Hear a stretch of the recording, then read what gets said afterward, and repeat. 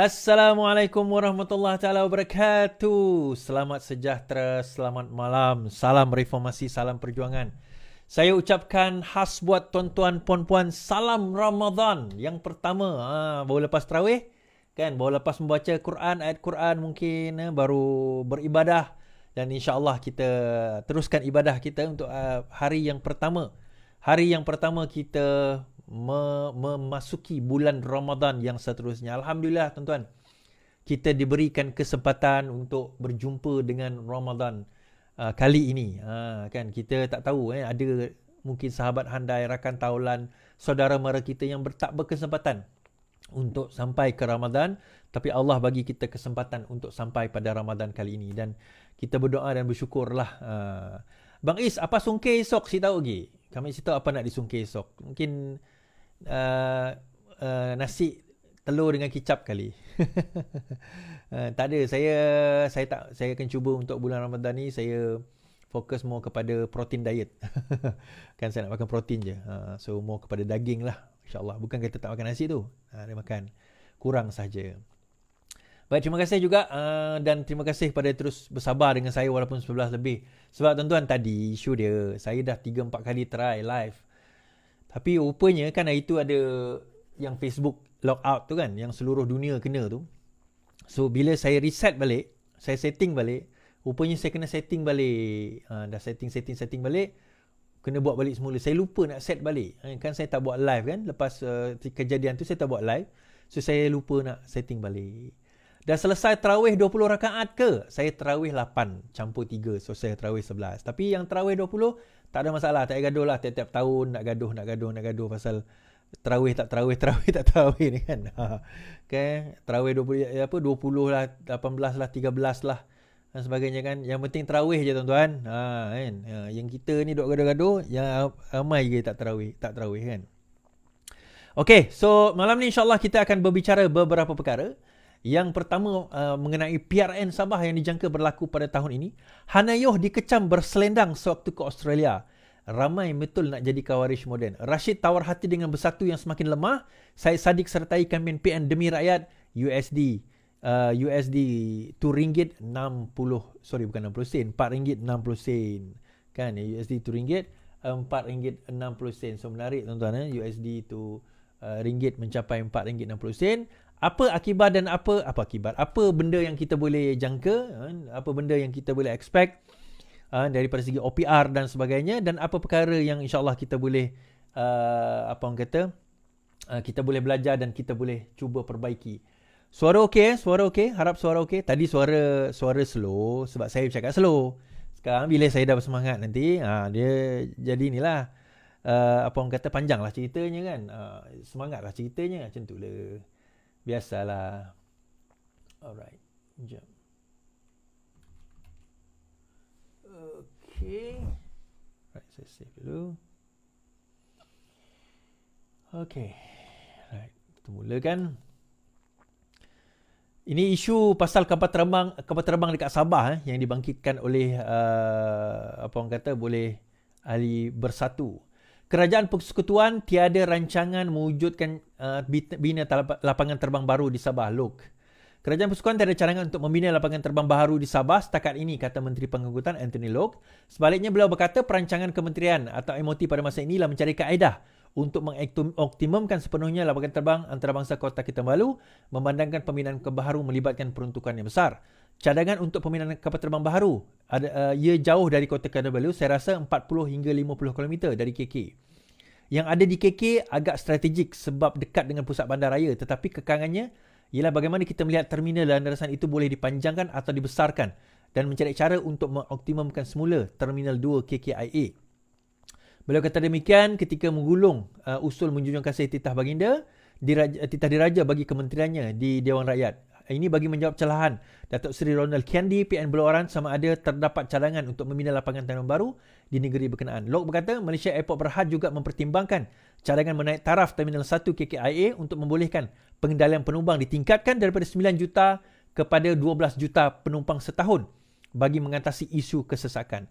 Sebelum ini, media melaporkan pembinaan kapal terbang baru di Sabah di Kimanis akan mengambil masa 3 hingga 5 tahun sebaik kerajaan meluluskan pemindahan semula KKA ke IA ke satu lokasi di utara Sabah. Dilaporkan Khazanah Sabah Berhad, cadangan pelaburan strategik Kerajaan Sabah juga menjangkakan pemindahan KKIA akan dimulakan pada 2030 sekaligus menimbulkan pelbagai reaksi rakyat di negeri itu. Pada itu, Lok berkata inisiatif Fly Siswa iaitu bantuan subsidi tiket penerbangan untuk pelajar yang layak bagi perjalanan ke Semenanjung Sabah dan Sarawak dan Labuan akan diteruskan pada tahun hadapan dan dijangka memberi manfaat kepada 60,000 pelajar.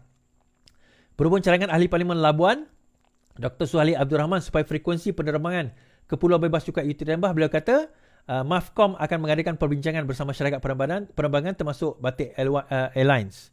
Sebagai respon kepada cadangan supaya diwujudkan penerbangan antarabangsa terus ke Sandakan Sabah, Lok berkata MOT tiada masalah untuk mengadakan penerbangan terus ke mana-mana lapangan terbang kerana negara mengamalkan dasar terbuka.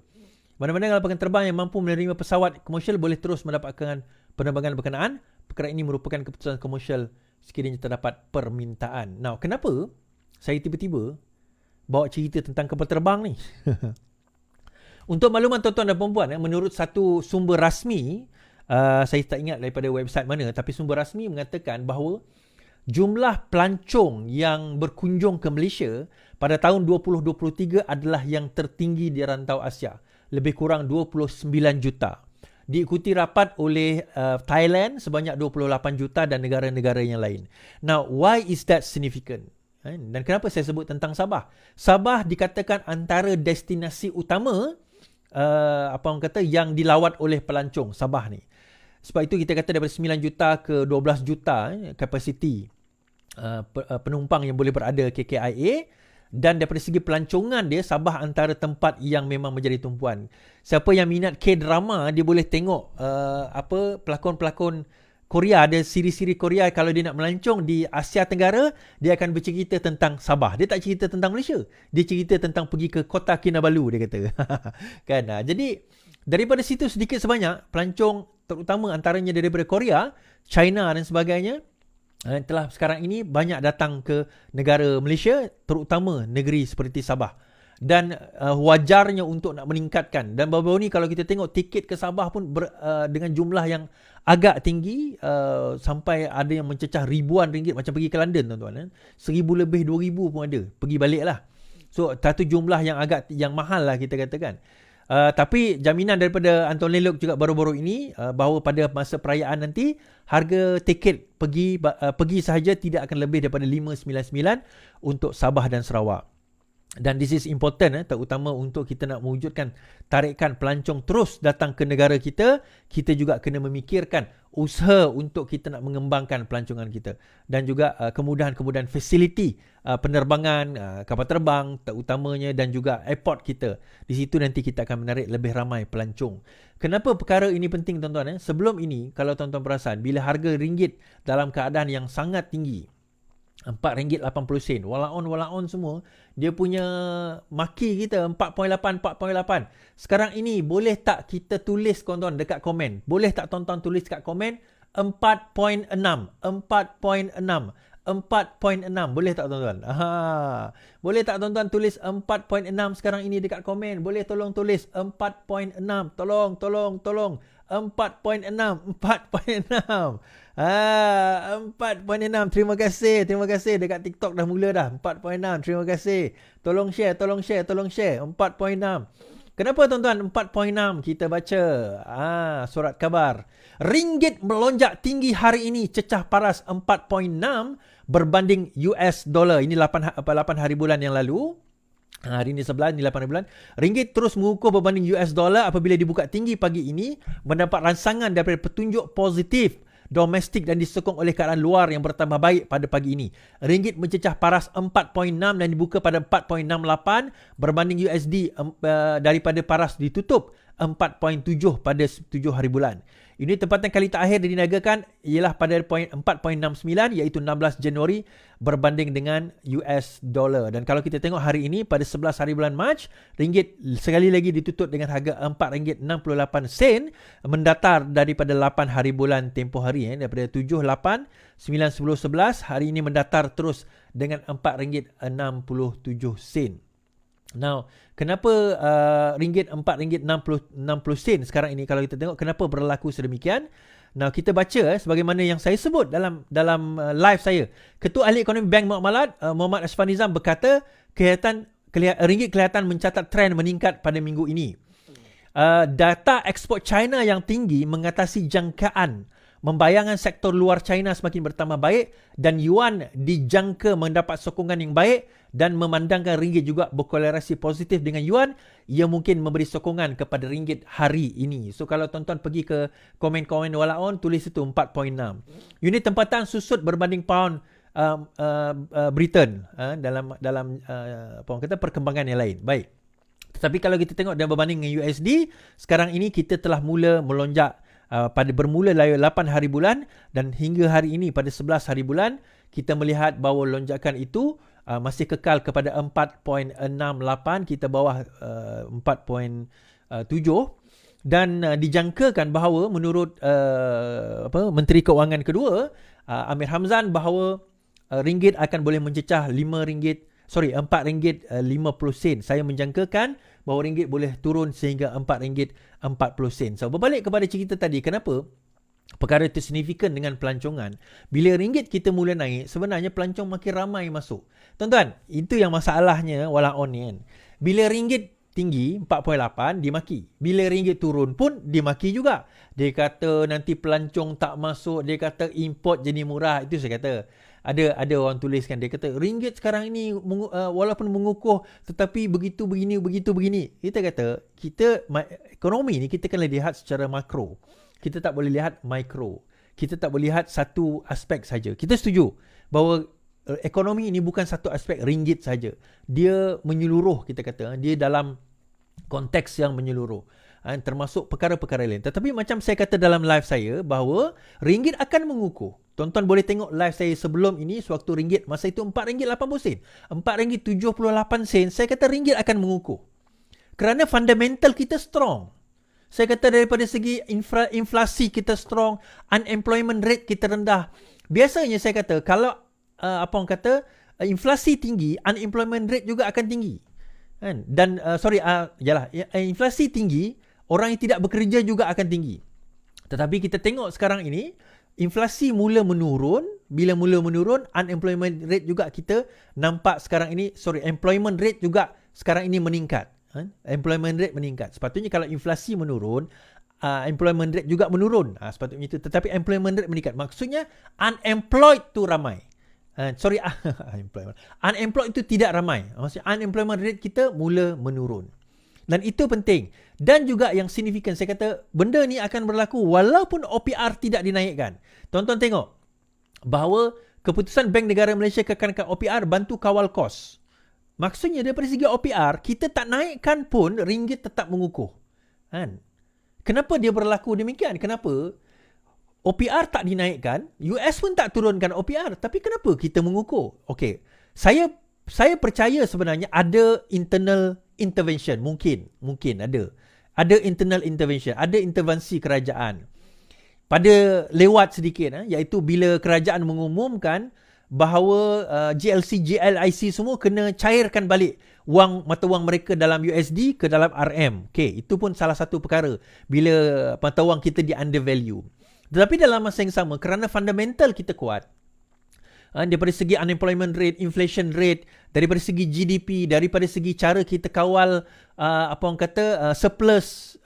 defisit di dalam belanjawan kita, kemudian confident pelaburan, kemudian Anwar Ibrahim pula bawa pelaburan datang ke dalam negara kita. Perkara-perkara ini menjadi menjadi faktor yang mengukuhkan lagi ringgit walaupun OPR tidak berubah dan interest rate di US juga tidak berubah. Buat masa ni interest rate di US masih kekal sama, OPR kita masih kekal sama. Tetapi kenapa correlation tu tidak kenaikan harga ataupun kenaikan harga daripada mata wang US dan penurunan harga kita tidak berlaku dengan lebih teruk, sebaliknya kita semakin mengukuh. The simple reason being kerana again saya sebut fundamental kita kukuh. Dan saya percaya walaupun dengan OPR itu rendah, kita kata dikekalkan, walaupun dinaikkan dalam masa yang akan datang, berkemungkinan tidak lama lagi dia akan juga dinaikkan. Namun begitu kenaikan tersebut tidak akan memberi impak yang besar kerana fundamental kita sudah strong. Tapi dia tak akan berlaku sehingga rakyat dapat laba, dapat benefit, dapat merasa perkembangan tersebut. Baik, ada yang kata kan, ada yang tanya, bukankah lebih bagus deflation? Deflation, dia bukan disinflation. Deflation maksudnya kita punya inflation ni jadi negatif macam berlaku dekat China. Bukankah lebih bagus macam tu, jadi harga lebih murah? Saya kata tak, dia tak bagus. Sebenarnya daripada kita pray for deflation, kita kena pray for growth dalam income kita. Sebab kalau inflation, barang tidak menaik, inflation itu tidak menaik, bermakna maksudnya deflation berlaku, bermakna ekonomi kita sekarang tengah meleset. Deflation berlaku, kalau berlaku deflation maksudnya kita punya inflation kita negatif, bermakna negara kita sedang menghadapi masalah kemelesetan ekonomi. Produk tidak berkembang, bisnes ataupun pergerakan di dalam bisnes kita tidak berkembang. So nice is actually 2% untuk inflation. Tapi inflation ni kalau bukan ke barang naik, kalau inflation ni memang barang akan menaik, akan sentiasa menaik. Tetapi kadarnya 2%. Sebab itu kita hope for kita boleh increasekan salary kita, growth salary kita kepada 3%. Sekurang-kurangnya kalau kita salary growth 3%, inflation 2%, kita punya growth itu boleh compensate inflation kita. Until and unless that happen, saya rasa berkemungkinan besar OPR tidak akan dinaikkan. Berkemungkinan besar. But then again, who am I? Siapalah saya untuk mengetahui tentang perkara ini? Sebab itu kalau kita kata keputusan untuk tidak menaikkan OPR itu adalah satu keputusan bagi membantu mengawal kos dalam satu tempoh masa. Tetapi, ni saya nak cerita juga tuan-tuan kalau perkiranya OPR tidak dinaikkan nanti, ini ekonomi jangan salahkan saya. Kalau tidak dinaikkan nanti juga, it's not something, bukanlah satu benda yang bagus macam berlaku dekat Turki kan, inflation sampai 60%. Di Turki sekarang ni inflation sampai 60% tuan-tuan. One of the reasons kerana pada masa dulu kerajaan intervene di dalam OPR ni. Kan, di dalam OPR sehingga dia kontrol tak boleh burst. Tak boleh tuan-tuan. Kan, OPR ni kita kena biar orang ketiga yang kena menentukan, iaitu ada panel di dalam Bank Negara Malaysia. 4.6 tuan-tuan. 4.6. Tapi mana walaon yang duk kutuk pasal 4.8 dulu Nak masuk dalam gua ke? Dah krik-krik ke tuan-tuan? Dah krik-krik ke? Okay, habis cerita tu. Saya nak buat satu cerita yang menarik ni. Baru-baru ni Hanayo dia pergi ke Australia, I think dengan Perdana Menteri kot. Dengan Perdana Menteri pergi ke Australia. Ada dalam satu gambar tu, dia bergambar dia menggunakan selendang. Okay, dia menggunakan selendang. Dia memakai selendang. Dia memakai baju kurung dan juga memakai selendang. Jadi apa yang berlaku? Walaon maki tuan-tuan. Walaon maki, kenapa dia menghina agama kita, dia menghina pakaian kita, dia merosakkan pandangan pakaian kita sedangkan dia orang kafir, dia kata. Oh, dia punya melantun tu tak ingat dunia tuan-tuan. Tuan-tuan, dia buka baju pun kau marah, dia tutup litup pun kau marah. Apa yang kau nak sebenarnya? Macam Perikatan Nasional lah. Kita buat konsert pun marah, kita tak buat konsert pun dia marah. Dia orang sebenarnya, saya percaya pembangkang sekarang ni dia orang tak tahu apa dia orang nak. Kita buat konsert Ed Sheeran, Coldplay, dia maki, tak ingat dunia tuan-tuan. Bila Taylor Swift tak datang ke negara kita, dia maki juga. Kita lepas peluang ekonomi kita dan sebagainya. Yang mana satu sebenarnya yang kau nak ni? Kan? Dan KJ juga kata hari tu, waktu Perikatan Nasional memerintah, KJ cerita, sewaktu Perikatan Nasional memerintah, sewaktu konsert dalam negara kita, PAS tak pernah pun menghalang dan juga membantah, tuan-tuan. Tak pernah menghalang membantah. Nak tunjuk hipokrisi, nak tunjuk kemunafikan sikap mereka terhadap perkara sebegini. Jadi bila dia tengok Hanayo bertudung litup, berselendang, bukan bertudung pun, berselendang, dia punya maki tak ingat dunia, tuan-tuan. Dia punya terpaling Islamik dia tu tak ingat dunia. Kan? Sebab apa? Dalam dia sekarang ni dia ada kata cognitive dissonance tau. Dia tak boleh jive. Dia macam jam otak dia. Jam otak dia. Dia tengok, aku nak maki Hanayo, tapi dia tengah menutup aurat. Macam mana aku nak maki ni? Oh, dia telah menghina agama dan bangsa kita. Baik tuan-tuan, Yadim puji Hanayuh berselendang di Australia. Pakaian bukan simbol keagamaan tetapi melambangkan kesopanan, tertib serta hormat. Terima kasih Joyce Jizi terhadap suatu majlis yang menjadi cerminan kepribadian rakyat Malaysia. Menurut Yang Bertua Yayasan Dakwah Datuk Hasanuddin berkata, tindakan Ahli Parlimen Segambut Hanayuh perlu dipuji apabila mengenakan selendang sempena lawatan delegasi Perdana Menteri ke Australia Isnin lalu. Jelasnya, Hanayuh memakai selendang untuk menghormati rakan-rakan Muslimnya kerana delegasi tersebut terlebih dahulu melawat sebuah sekolah Islam, Kolej Al-Taqwa, sebelum bergerak ke Universiti Monash untuk mesyuarat seterusnya. Ini sesuatu yang perlu dicontohi memandangkan ia adalah satu bentuk toleransi tanpa membelakangkan fahaman dan kepercayaan agama masing-masing, kata Hasanuddin. Beliau berkata Yadim sebelum itu mengajak masyarakat Malaysia daripada pelbagai kaum dan agama berfikiran lebih terbuka dan menjauhi prasangka dalam memberi komen terhadap insiden ini. Dalam konteks lebih luas, ujarnya Yadim patut menyokong agar pakaian yang bercirikan kesopanan dapat diangkat menjadi kod etika berpakaian. Kerajaan sebelum ini telah membuat pembaharuan dengan membenarkan penggunaan kemeja lelaki tanpa tali leher sebagai sebahagian dari pakaian rasmi. Dalam pada itu, ujarnya Yadim turut menggesa pemakaian sopan di khalayak ramai menjadi amalan bersama dan bukan saja di kalangan umat Islam tetapi seluruh rakyat Malaysia. Tuan-tuan, kalau kita tengok ni, pakai baju kurung dengan selendang ayu sangat kan, menutup aurat, sebab sebelum itu dia ada lawatan. Dia ada lawatan ke apa orang kata ke satu inilah dia macam ke sebuah sekolah Islam, Kolej Al-Taqwa.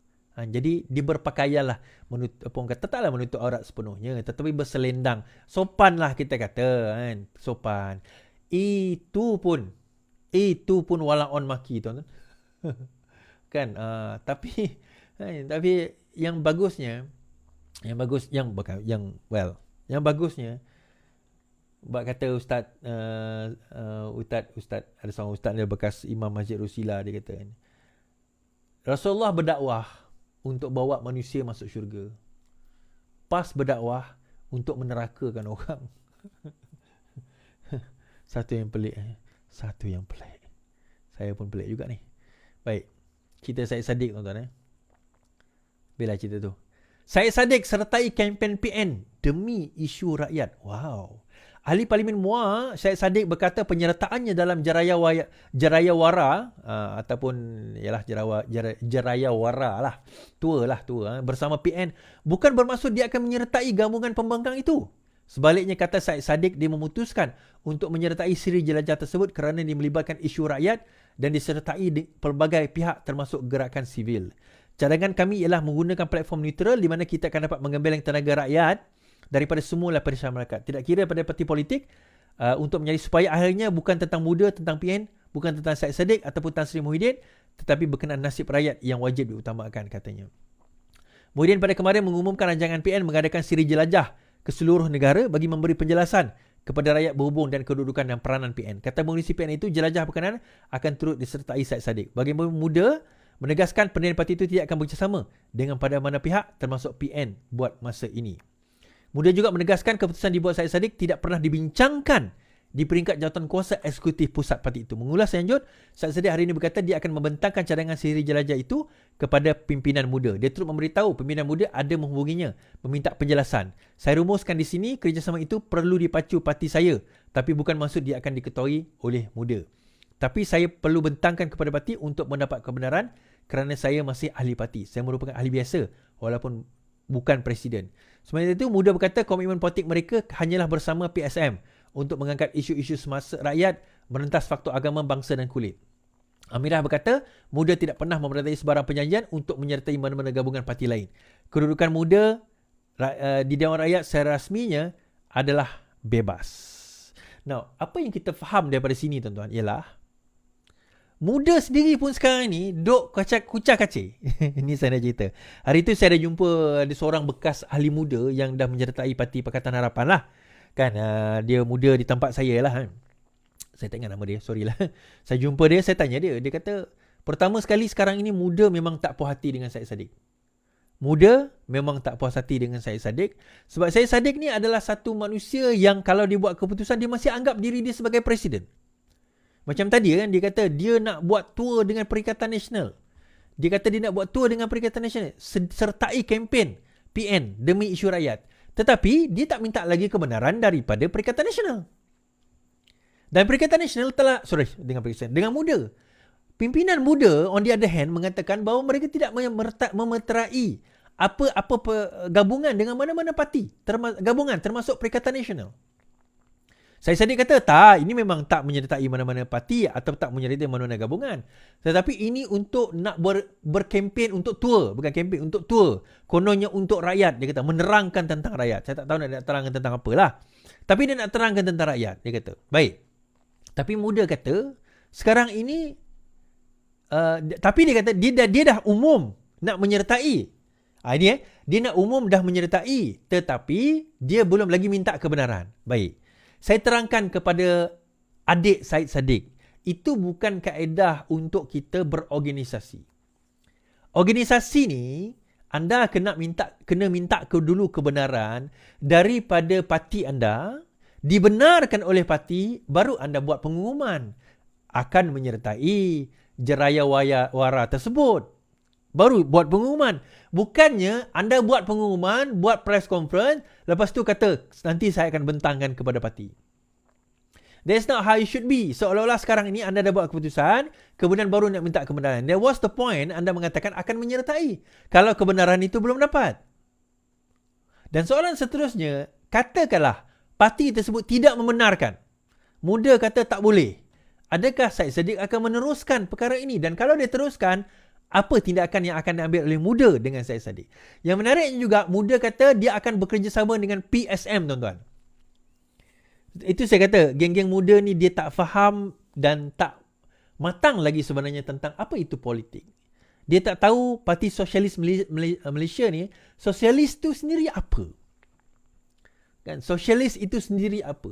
Walaupun PKR bergabung dengan Parti Rakyat Malaysia PRM, yang juga parti sosialis, dan Hassan Karim serta Syed Ali adalah antara pelopor kepada sosialis tersebut. Tetapi dia didilutkan dengan apa yang dibawa di dalam agenda kita. We are not pure socialist per se. Kerana saya sendiri, saya tak nampak sosialis itu sebagai penyelesai kepada masalah dalam demokrasi dan negara kita. It cannot solve the problem. Kan? Kita boleh argue whole day lah. Kita boleh duduk dan kita boleh argue. I can argue dengan the socialist, so-called socialist ni. Socialist ni secara angan-angannya menarik lah. Tetapi dia tak boleh jadi practical in the real world. Secara praktikalnya dia tak boleh. Kan? Secara feel good factornya cantik lah bunyinya, on paper dia boleh lah. Tetapi in the real dia tak boleh. Dia takkan boleh jadi something yang practical kan untuk kita lah. Kan, untuk negara kita. Dan looking at Syed Saddiq sekarang ini, saya tak nampak, macam saya kata dulu lah, ada orang tanya, what do you think of Syed Saddiq? Even awal dulu saya kata end of the road. Dia takkan pergi jauh. Syed Saddiq ni dia takkan pergi jauh. Parti muda ni pun dia takkan pergi jauh. Kan? Parti muda ni dia berada di sini, kedudukan dia sekarang ini because of Syed Saddiq, because of Tun Mahathir. Tun Mahathir ada dekat belakang, Syed Saddiq dekat situ, and sebab itulah kenapa sekarang ini muda berada di kedudukan dia, because of the funding yang dia dapat daripada situ. Now, imagine kalau sekiranya Syed Saddiq tak ada kat situ, so dia tak ada alasan lagi untuk dia nak berada di situ. Dia tak ada lagi reason, dia tak ada lagi sebab. Even muda sendiri pun kita tak tahu perjuangan dia tentang apa. Hala tuju dia tentang apa. Siapa pimpinan dalam muda? Hari tu Syed Saddiq datang di Kuching ni pun, kita kata 10 orang di masa Hari Malaysia tahun lepas lah. Hari Malaysia tahun lepas dia datang kat Kuching, dia kata dia nak jumpa dengan pimpinan dan juga ahli-ahli muda. Saya rasa 10 orang je datang. Itu pun orang yang ke-10 tu adalah kawan saya. Dia bukan ahli muda, dia parti amanah. Tapi kenapa dia pergi saja, dia kata. Dia nak tengok muka Syed Saddiq. Dan dia kenal 2-3 orang di dalam pimpinan, di dalam amanah tersebut lah. Kan? So, daripada segi jumlah ahli dia pun, dia tak boleh nak bergerak. Macam mana nak bertanding, tuan-tuan? So, menarik the next PRU ni, whether they can survive or not. Saya rasa Lepas ini the end of the road untuk Syed Saddiq lah. Kan? The end of the road untuk Syed Saddiq.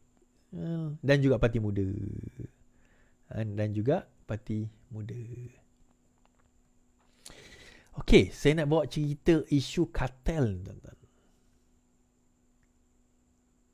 Ini menarik,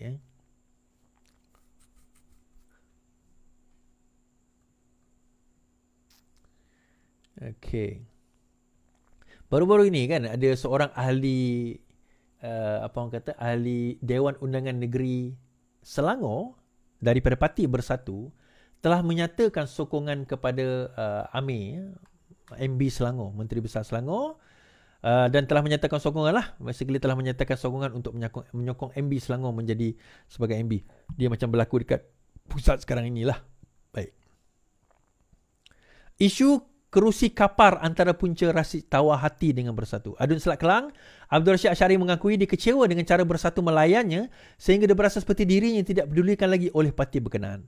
Lebih memburukkan keadaan, bekas pengurusi Bersatu Selangor itu mendakwa perjanjian yang dicapai secara bertulis oleh 3 parti dalam PN dimungkiri. Menjelaskan dakwaan itu, Abdul Rashid berkata menjelang PRU ke-15, Bersatu bersama PAS dan Gerakan bersetuju mengenai pembagian kerusi di Selangor, termasuk Parlimen Kapar. Kerusi Parlimen Kapar itu, kata Rashid, sudah dimuktamadkan diberi kepada Bersatu. Bagaimanapun, semasa mesyuarat akhir penentuan agihan kerusi, kawasan Parlimen Kapar telah diambil oleh PAS tanpa mengendahkan perjanjian yang telah dibuat sebelum itu disebabkan adanya percaturan politik yang tidak sepatutnya, katanya di sidang di Shah Alam. Abdul Rashid yang pernah menjadi Exco Kanan PH ketika Bersatu bersama dalam gabungan itu menjadi wakil rakyat terbaru dari PN mengisytiharkan sokongan kepada kerajaan perpaduan. Langkah peguam berusia 70-an itu dianggap mengejutkan kerana sebelum ini hanya ahli parlimen saja yang berpaling tadah untuk menyokong kerajaan. Mengulas lanjut, Ketua Bersatu Kapar itu berkata, dalam mesyuarat tersebut, tiada siapa pun yang mempedulikan hujah-hujahnya. Bahkan mereka mengambil keputusan drastik tanpa memikirkan bahawa Bersatu sepatutnya diberi peluang untuk bertanding di kawasan parlimen berkenaan. Saya cuba untuk mempertahankan kerusi Parlimen Kapar daripada diserahkan kepada PAS kerana sudah pasti akan, untuk periode akan datang dan kemungkinan mungkin sampai bila-bila PAS akan menuntut kerusi tersebut. Akhirnya, nanti Bersatu akan kehilangan kerusi Parlimen yang berharga dan selamat. Saya juga cuba sedaya upaya mempertahankan maruah ketua-ketua bahagian Bersatu yang layak dicalonkan tetapi tidak dipedulikan oleh kepimpinan Bersatu. Ekoran penolakan itu, kata Abdul Rashid, dia dihina dan dikeji kononnya gagal menamakan mereka sebagai calon sebelum akhirnya dipecat sebagai pengurusi Bersatu Selangor. Saya mengambil keputusan drastik kerana saya merasakan diri saya tidak diperlukan lagi oleh Bersatu. Kerusi Kapar asalnya dimenangkan oleh calon PKRPH sejak 2008 dengan majoriti selesa. Bagaimanapun, PAS meletakkan calon Dato' Halimah dan beliau telah menang. Halimah kemudian merampas kerusi tersebut daripada Abdullah Sani dengan perbezaan undi 11,782. Tambah Abdul Rashid, tindakan itu juga didorong oleh rasa kurang senang pihak tertentu sehingga mereka cuba menggerakkan usaha menyingkirkannya. Ini isu dalaman parti. Mungkin ada yang cuba mendapat kuasa lebih dengan bersekongkol untuk menolak saya. Dan untuk rekod ketika ini, tempat Abdul Rashid sebagai ketua tertinggi Bersatu diisi oleh Azmin. Sebelum ini, Abdul Rashid menyatakan rasa tidak boleh senangnya dengan Bersatu apabila ia dipimpin oleh pihak tertentu yang baru sehari dua menyertai parti tersebut. Azmin lah ni, dia sebut tentang Azmin. Walaupun tidak menyebutkan nama, difahamkan Abdul Rashid merujuk kepada Azmin yang juga bekas timbalan Presiden PKR. Dia menyertai Bersatu setelah jatuh kerajaan PH pada tahun 2020, sedangkan Rashid sudah menyertai Bersatu sejak tahun 2017 sewaktu tertubuhnya Bersatu. Menjawab persoalan ini, Muhyiddin Yassin menyatakan mana ada kartel. Kalau ada, dialah. Muhyiddin Yassin tempelak Rashid. Waduh, gaduh sudah. Presiden Bersatu Muhyiddin Yassin menafikan bahawa badan perhubungan parti itu dikuasai oleh kumpulan kartel. Mengulas dakwaan timbalan pengurusi Bersatu, Abdul Rashid Ashari berkata kumpulan kartel itu punca dia menyokong Menteri Besar Amiruddin Syari. Muhyiddin sebaliknya menuduh Adun Selat itulah sebagai dalang. Tidak ada kartel. Dia kata kartel, mana ada kartel? Parti Bersatu bergerak atas landasan perlembagaan dan peraturan. Dia pun penyandang timbalan ketua Parti Bersatu. Kalau berkartel, kartel dengan dia lah katanya. Alright. Rashid mengatakan sebelum digantikan dengan Muhammad Azmi Ali mendakwa puncuk pimpinan Selangor kini telah dikuasai oleh pemimpin-pemimpin yang baru sehari dua menyertai parti. Baik. mana datang istilah kartel ni tuan-tuan? Okey, ini nak cerita. Tuan-tuan dengar. Kartel ni adalah satu istilah yang diwujudkan oleh kami di dalam Parti Keadilan Rakyat sewaktu kami pergi melawan Azmin Ali dahulu. Kan, sewaktu kami pergi melawan Azmin Ali dahulu, maka kamilah yang mewujudkan nama kartel ini. Dan mereka yang what do you call that, bersama dengan Azmin Ali, kami gelar sebagai kartel. Kami gelar mereka sebagai kartel. So, satu yang bersama dengan Azmin Ali, kami gelar mereka sebagai kartel. Tim itu sebagai kartel pada waktu itu. So, kami tim reformis 20 tahun, maka Azmin Ali dikenali sebagai kartel. Walaupun pada pemilihan parti 2018, saya kalah, tim kami kalah, tetapi kami tidak bubar dan tidak pudar. Malah kami terus bersama dengan parti. Kami mengatakan Azmin itu kartel kerana Azmin akan mengkhianati parti. Azmin sudah pun mengkhianati parti sewaktu kami menggelar mereka kartel sebelum lagi 2018. Masuk 2018 kami kata dialah kartel. Dan adalah cerita dia macam mana dia naik daripada menteri besar naik kepada menteri ekonomi, dan kedudukan ekonomi itu diwujudkan oleh Mahathir semata-mata untuk menguatkan Azmin. Dan Azmin diletakkan di situ kerana Mahathir punya taktik untuk pecahkan pengaruh Datuk Seri Anwar Ibrahim. And bila berlaku kejatuhan, jatuhnya negara pada Februari Mac 2020, perancangan itu dimulakan oleh Azmin Ali sebenarnya. So bila keluar, masuk ke dalam Bersatu, Zuraidah cabut, Barubian cabut, seorang-seorang 11 orang kartel itu dah mula cabut. Sebab itu ada geng kartel Sarawak, tuan-tuan. Dan kartel Sarawak, saya ni lawan kartel Sarawak. Dia orang dengan kuasa, dengan kedudukan, macam-macam dia cuba kenakan saya dahulu. Daripada zaman sebelum itu sehingga zaman selepas jatuhnya Azmin, kartel-kartel ini masih ada dan alhamdulillah sekarang ni dah tak ada lah. Tapi poinnya mereka ada dekat situ untuk nak pastikan bahawa geng-geng reformis yang membela Datuk Seri Anwar Ibrahim pada masa itu gugur dan jatuh. Tapi mereka gagal. We are still here. Walaupun kita tak jadi kerajaan pada waktu itu, kita masih kekal bersama Datuk Seri Anwar Ibrahim. We are not going anywhere. Kita di offer, jangan cakap kita tak pernah kena offer, tuan-tuan. Kita kena offer. Tapi saya kata no. Pengkhianat akan dikhianati, saya kata. Datuk Seri Anwar Ibrahim akan jadi Perdana Menteri, jangan risau. The rest is history lah. Kan? Dan sebab itu istilah kartel itu sekarang, kalau kita tengok, 6 ahli bersatu ahli bersatu Parlimen telah menyatakan sokongan kepada Perdana Menteri. Sekarang ini ahli Dewan Undangan Negeri Selangor menyatakan sokongan kepada Menteri Besar Selangor. Di dalam parti itu sendiri mereka duk. Sebab saya kata Azmin ni, dia ada satu perangai. Perangai dia takkan nak berada di bawah orang lain. Saya tahu, kami dah berkecimpung dengan dia dahulu. We know dia punya ambition itu, dia akan sanggup buat apa saja walaupun dia nak pijak step, back step, pijak tebuk, bentes kita, sliding tackle kita dan sebagainya, dia tak kisah. Yang penting dia naik ke atas. Yang penting dia berkuasa. Yang penting dia pegang kuasa. The rest tu dia tak kisah, tuan-tuan. Kau jadi ke, kau terbalik ke, kau melingkup ke, yang penting aku naik di atas. This is what happened kepada Adun Selat. Dan juga yang menariknya, rundingan kerusi Halimah Ali itu, kerusi KAPA ini, tuan-tuan. Siapa yang memutuskan? Kalau bukan Azmin Ali. Azmin Ali terhutang budi dengan PAS. Azmin Ali ni terhutang budi dengan PAS kerana PAS bersetuju untuk bersama dengan Azmin Ali bagi membentuk kerajaan bersama Muhyiddin Yassin. Dia cerita dia begini sewaktu, terima kasih Diana Anwar. Sewaktu pada tahun 2015, pada tahun 2015, betul 2015. Pada waktu itu sudah mula ura-ura PAS ni nak berpecah dah. Awal masa tu ada UG, 2014 tu dah ada UG. PAS pada masa itu dah mula nak keluar. Hadi Awang mengatakan dia nak bersama dengan UMNO pada waktu itu dan sebagainya. So ada gerakan untuk nak pecahkan PAS, nak bersama dengan UMNO pada waktu itu. Tetapi di dalam PAS tim satu lagi, iaitu tim Tuan Guru Nik Aziz dan juga tim yang bersama Amanah sekarang ini, mereka mengatakan tak boleh, tak nak. Kita kena kekal bersama dengan Pakatan Rakyat pada waktu itu. Pakatan Rakyat kita kena sama, kita kena kekal.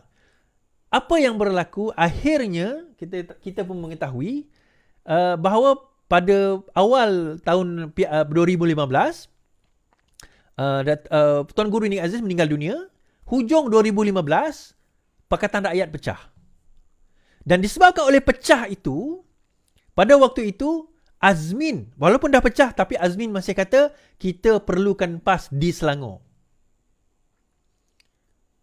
Rafizi kata tak boleh, kita tak perlukan PAS lagi dah. Kita kena naikkan. Terima kasih Zul. Kita kena naikkan amanah ni. Kita dah tak perlukan PAS. Azmin kata tak, kita perlukan PAS lagi. Masuk 2016, masa itu Rafizi kata kita perlu wujudkan Pakatan Harapan. Pada masa itulah geng-geng kartel ini, 25 orang kalau tak silap saya, menandatangani satu surat mendesak supaya Presiden pada masa itu Kak Wan Azizah meletak jawatan kerana nak menubuhkan Pakatan Harapan. Tapi nasib baik Rafizi masa itu Sultan Agong. Dia dapat surat tu, dia kata tunggu dulu. Dia simpan surat tu sebab masa itu Hari Raya Haji. Terus buat pengumuman, kartel tak boleh buat apa. Tapi mereka terus nak pressure. Tak disangka pada 2018 menang. Tetapi poin saya adalah bagaimana Azmin terhutang budi dengan PAS.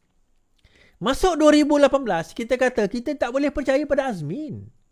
Azmin ni seorang kita tak boleh percaya. Tapi adalah orang yang masih nak mengekalkan Azmin. Masuk 2018, dia menteri besar. Dia ada dana yang besar. Kita pula tim Rafizi. Rafizi 1 sen apa pun tak bagi kat kita. Tapi tak apalah kan. Sebab kita percaya kepada perjuangan. Kita guna duit sendiri untuk bertanding. Yalah. Kita kalah, tapi kalah kita tak teruk. Dia menteri. Rafizi masa itu tak ada jawatan tau. Tahu kenapa Rafizi tak ada jawatan? Sebab pada masa itu kan dia ada kes. Dia ada kes Bafia. So dia tak boleh bertanding PRU 2018. Tapi dia buat invoke pada waktu itu. Dan kita menang dengan invoke tersebut. Tapi Rafizi tak ada jawatan. What happened? Dia berkuasa, dia menang. Dia menang parlimen, dia menang DUN. So dia jadi menteri besar. Tapi dia tak puas hati.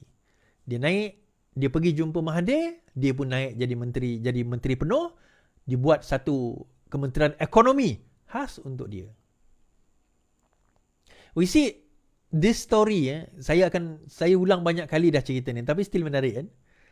Bagaimana dia terhutang budi dengan PAS dan akhirnya di kerusi tersebut, di kerusi kapal, bila PAS minta, kan Halimah Ali minta, Azmin bagi. Kan Azmin bagi. Memang bukan Azmin per se yang bagi, tetapi pimpinan bagi. Atas ni Azmin punya kata-kata. Azmin punya nasihat. Kerana PAS yang banyak membantu Azmin dalam memastikan Pakatan Rakyat tumbang, kan, kerajaan Pakatan Harapan tumbang, PAS lah yang bersama dengan mereka. Sebab itu saya kata PAS hipokrit. Dia kata bila dia berkuasa, haram untuk nak jatuhkan kerajaan yang sah. Tetapi dia yang menjatuhkan kerajaan yang sah. Daripada UG pada tahun 2008, pada tahun 2015, kemudian Pakatan Harapan pada tahun 2020. Itu semua adalah dimulakan antara lain oleh Haji Hadi. Haji Hadi lah culprit kepada ketidakstabilan politik. Dialah culprit. Dialah yang menghendaki perkara itu berlaku. Dia gunalah alasan perlembagaan tak Islam, itu Islam, ini Islam. Tuan-tuan, seolah-olah label Islam ni, pelekat Islam ni dia yang bawa, tuan-tuan. Ini Islam, ni kafir. Ini Islam, tu kafir. Yang ini Islam, tu kafir. Seolah-olah macam tu. Dan masih ada juga orang percaya tu. Kan? Itulah sejarahnya yang kita perlu tahu. Kan? Ini lagu disebabkan oleh Lawan Kartel tu. Ada satu lagu yang saya punya lagu.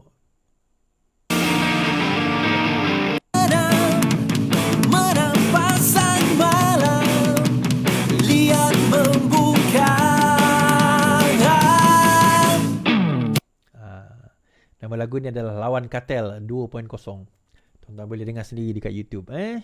Cari Lawan Kartel 2.0. Alright. Okey. Uh, Last kali kita cerita tentang PRN Sabah Parti yang Warisan mungkin Flag. berlaku. PRN Sabah yang mungkin berlaku tidak lama lagi. Asal macam baru semalam saya buat komen tentang PRN Sabah ni, tuan-tuan. Last time PRN Sabah ingat tak? Ujung 2020. Yang masa COVID tengah turun, tiba-tiba dia naik balik kan? Ingat tak pada masa itu? Okay. Dan fleksibel untuk bekerjasama dengan UMNO demi kepentingan rakyat Sabah. Bagaimanapun menurut Presidennya Datuk Seri Muhammad Shafie Apdal, partinya masih dalam proses rundingan bersama UMNO. Kita masih dalam rundingan dengan pihak parti UMNO untuk adakan kerjasama. Malahan mana-mana pihak pun kita akan meninjau, melihat, we are flexible. Yang penting kepada kita harus ada pertanggungjawaban pihak pemerintah yang ada. Pertama, ialah memastikan supaya in the mind dalam kepimpinan yang ada, keutamaan mesti di Sabah. Ya, jangan hanya fikir Kuala Lumpur. Ya, kerana itu menjadi keutamaan kepada kita. Kerjasama ini untuk memastikan supaya setiap pentadbiran yang masa akan datang, ya, menjurus ke arah bahawa fokus mereka pastikan Sabah menjadi keutamaan kita. Pembelaan terhadap rakyat Sabah itu menjadi keutamaan. Bekas Ketua Menteri Sabah itu menjawab pertanyaan media. Okey. Warisan fleksibel kerjasama dengan UMNO.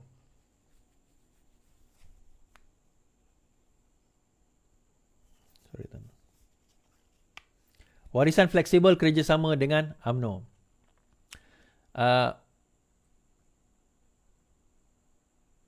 Okay, kita tengok dulu. Now, semakin kencang apa orang kata bertiup bahawa pilihan raya negeri Sabah berkemungkinan akan berlangsung dalam tahun ini dan berkemungkinan pembubaran akan berlaku lebih kurang lepas raya ni. Dalam tempoh lepas puasa raya ni berkemungkinan apa orang kata berlakunya, dikatakanlah, saya tak confirm, no deny, berlakunya apa orang kata pembubaran Dewan Undangan Negeri. Now, yang lebih menariknya sekarang ini, dia ada 4 kem besar. Kita ada warisan, kita ada kita ada Pakatan Harapan, kita ada UMNO dan juga kita ada GRS. Now, menarik. Okey, tolak tepi Pakatan Harapan, 3 ni dia tak boleh bertemu, tak boleh sama sendiri, tuan-tuan. So, UMNO dan UMNO dan warisan dia tak ada masalah. Shafie Apdal dengan Bung Mokhtar dia tak ada isu. Dan mereka runding untuk nak bekerjasama. GRS dia tak boleh dengan warisan. GRS tak ada masalah dengan UMNO, tetapi UMNO allergic dengan GRS. Okay? Disebabkan oleh peristiwa yang sebelum ini. Masa tu UMNO dan GRS menang, mereka bergabung, tapi GRS jadi Ketua Menteri Sabah. Itu yang diorang tak puas hati tu. Jadi disebabkan itu, maka UMNO merasakan bahawa dia tak boleh percaya kepada GRS, IGG. Dia tak percaya kepada GRS. So, dalam pilihan raya negeri kali ini, mereka nak bergabung dengan warisan. So, menariknya tuan-tuan, di peringkat negeri, Pakatan Harapan berada di mana? Di peringkat federal, Pakatan Harapan bersama dengan UMNO. Bersama dengan GRS. Warisan pun ada. Kan? So, sekarang ini Pakatan Harapan bersama dengan siapa? Now, ada kemungkinan, ni saya tak kata confirm. Kalau sekiranya untuk survival politik yang lebih besar, adalah lebih baik Pakatan Harapan bersama dengan GRS. Terima kasih Yahya Abdul. Saya kata ini kemungkinan. Ini kemungkinan. Saya tak kata itu yang akan berlaku. Saya kata ini kemungkinan. Itu bergantung kepada keputusan Presiden sendiri. Kan? Bergantung kepada keputusan Presiden dan juga keputusan parti. Tetapi kemungkinan itu ada. Dalam masa yang sama, Amanah pun kata dia nak bertanding. Kan? Amanah pun kata dia pun nak bertanding juga dekat kerusi tersebut. Sebelum ini rasanya tak ada kerusi Amanah dekat Sabah ni. Kan? Biasanya Pakatan Harapan dengan DAP je bertanding. Right?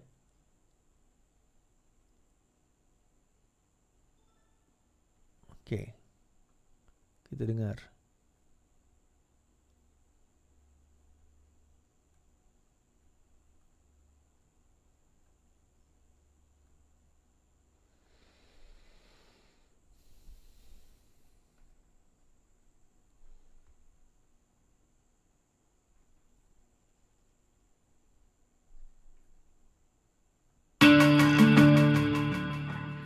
Penganalisis politik Awang Azman Pawi menyifatkan hasrat Amanah bertanding di PRN Sabah tidak realistik kerana peluang menang sangat tipis disebabkan parti itu dilihat tidak mampu menarik sokongan pengundi di sana.